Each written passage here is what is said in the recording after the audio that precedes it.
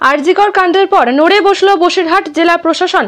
মহিলাদের সুরক্ষা দেওয়ার জন্য মহিলা উইনার্স টিম রাত পাহারায় বসিরহাট শহর জুড়ে বিভিন্ন জায়গায় হসপিটাল, বোটঘাট মোড় রাতে টহল দিল মহিলা পুলিশ বাহিনী। বিশেষ করে মহিলাদের সুরক্ষা দেওয়ার জন্য এই টিম গঠন করল বসিরহাট জেলা প্রশাসন। এলাকার মহিলাদের বক্তব্য যে আমরা এখন অবগত বোধ করছি না, কারণ যেভাবে মহিলারা এগিয়ে এসেছে আরজিকর কাণ্ডের পর রাতের অন্ধকারে মহিলারা আতঙ্কের মধ্যে রাস্তায় চলাফেরা করত।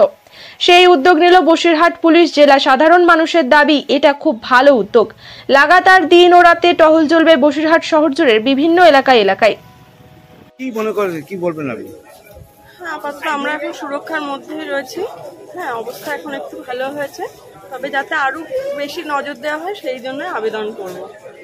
আর একটু আরো ভালো যাতে করা হয়, প্রোটেকশন দেওয়া হয়। আপনাদের মনে সাহসিকতা থেকে যাচ্ছে যাতে আরো মানে মেয়েদের সিকিউরিটি এটা আরো বাড়িয়ে দেওয়া হয়, তার জন্যই অনুরোধ করবো।